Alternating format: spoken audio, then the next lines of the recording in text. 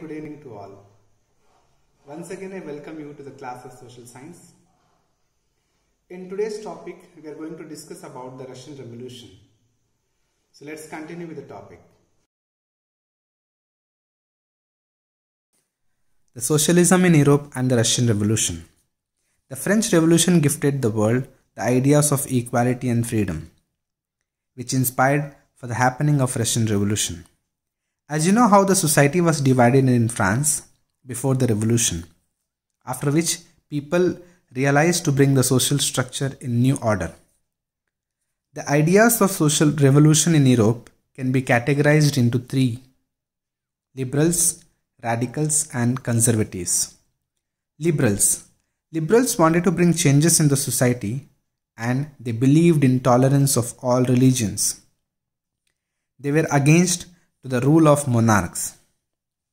They also strongly believed in the parliamentary form of government, where the government can look after the affairs of people, frame laws, and provide justice through an independent judiciary. The liberals were not like Democrats.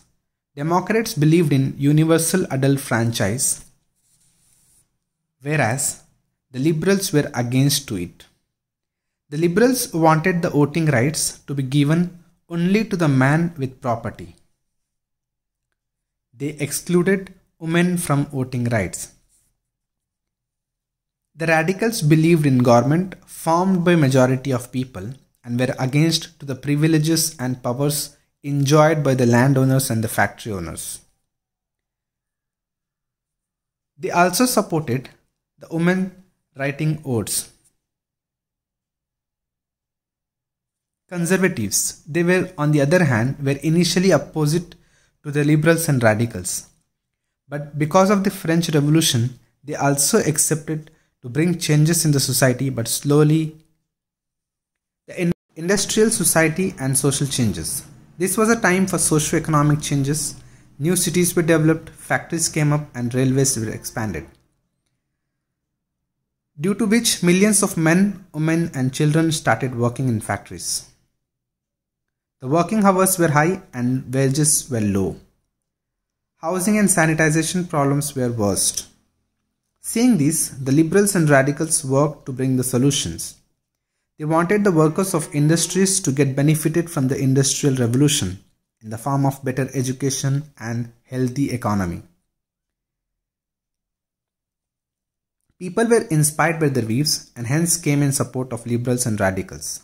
In other parts of Europe like France, Germany, Italy and Russia, people worked to overthrow the powers of monarchs. The coming of socialism.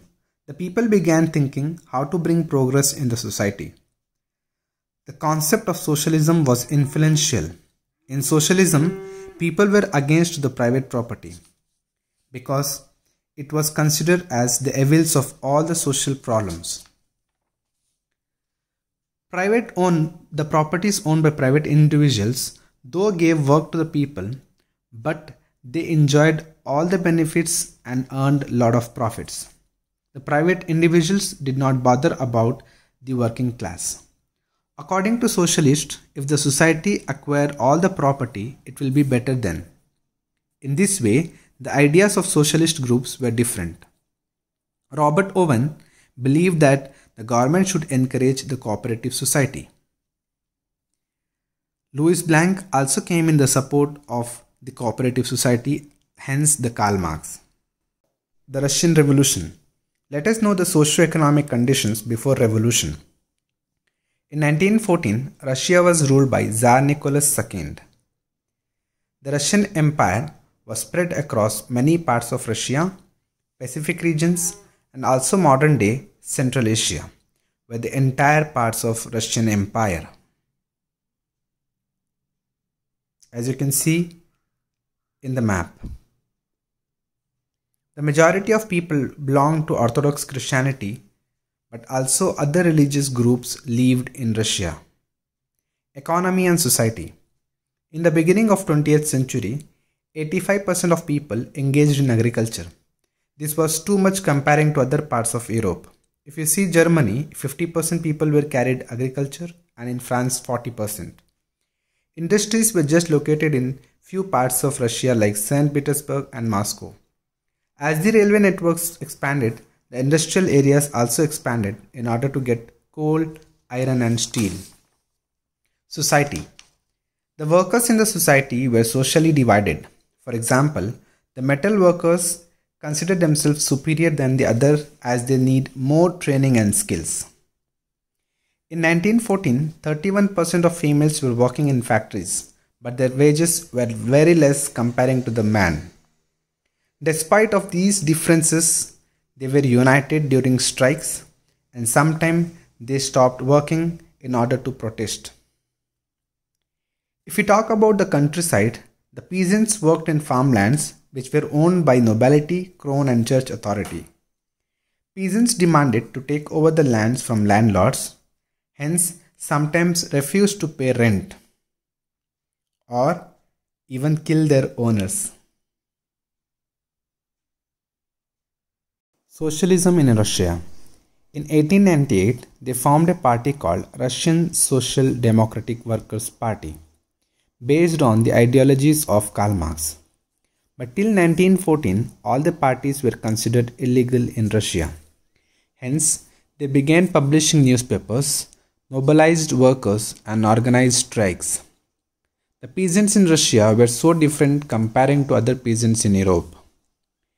It was controlled by commune who used to conduct census and allocate the lands according to the family sizes. Therefore, they involved peasants in bringing revolution as they were very active in the countryside.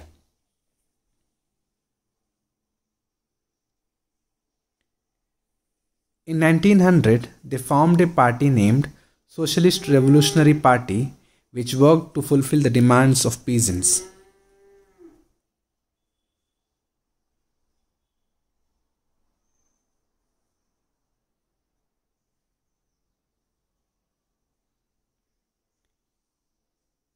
Here came the conflicts between Workers' Party and Peasants' Party. Lenin, who belonged to the Workers' Party, thought peasants cannot be a part of social movement as they were either rich or poor. This led to the formation of two parties, Bolsheviks and Mensheviks. Bolsheviks believed in training, discipline and number of workers, whereas Mensheviks believed that the party is open to all.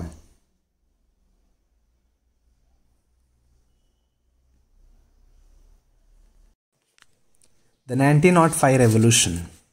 As Russia was ruled by autocratic ruler who took complete control and made his own decisions, as he had to face no parliament.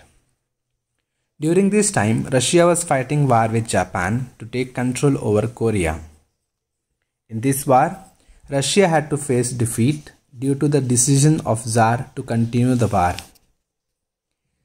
This defeat of Russia led for internal conflicts. The famous event of Bloody Sunday was recorded in this history.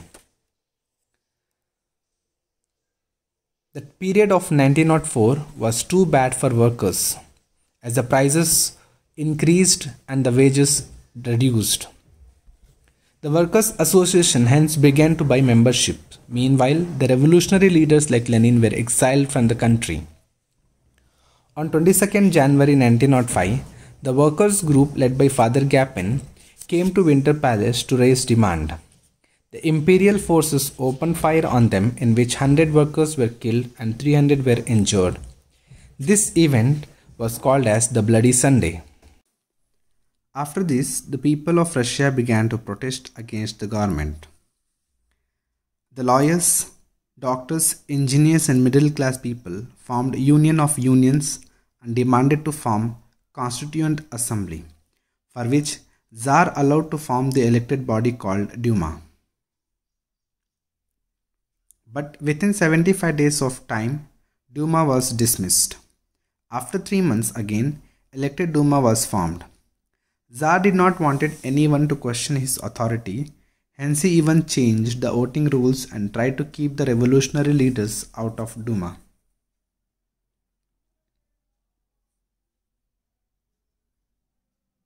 The First World War and the Russian Empire. As the World War I began, the world was split into two groups. One side, Germany, Turkey, and Austria, who were called as the Central Powers, fought with Britain, France, and Russia. In the beginning, the war was very popular in Russia as the people supported the Tsar. As the war continued, Tsar started ignoring the suggestions from Duma and continued in war. People now did not want it to continue the war, and during this time, Russia had to face many defeats. The Revolution of October 1917. As the conflicts raged between provisional government and Bolsheviks, Lenin thought that provisional government may declare dictatorship. Therefore, to check their limits, Lenin called for an uprising and began to call armies, Soviets, and factories to unite together. On 16th October 1917, he persuaded Petrograd Soviet and Bolsheviks for social seize of power and created Military Revolutionary Committee under Leon Trotsky. On 24th October, the Prime Minister felt this and called army to seize Bolsheviks' buildings and protect the Winter Palace and telegraph centers. The Military Revolutionary Committee took control of government buildings and arrested the officials at the night. Then, All Russia Congress of Soviets meeting praised their actions of Bolsheviks. Hence, they boldly supported the actions taken by Lenin. What changed after October? Most industries and banks were nationalized. As Bolsheviks were against private properties, therefore they were declared as the social property and allowed peasants to take over the lands. The old titles were banned and new army uniforms were designed. Bolsheviks party was renamed as the Communist Party of Russia. Making a socialist society. As the banks were nationalized and lands were socialized, the peasants were allowed to cultivate. The centralized planning was introduced and they set a target for 5 years. On this basis, 5-year plans were made. The first 2 5-year plans, the government fixed the prices for everything so that they can achieve industrial growth.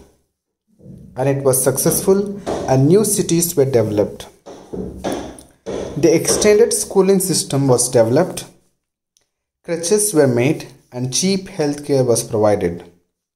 But this affected the government's revenue as the sources were limited. In the next class, we shall learn about Stalin and his ideas. How French Revolution influenced the Europe and simultaneously to the revolution of Russia, and different events that were carried in Russia to finally make Russia as a communist country. I hope you have understood. Thank you.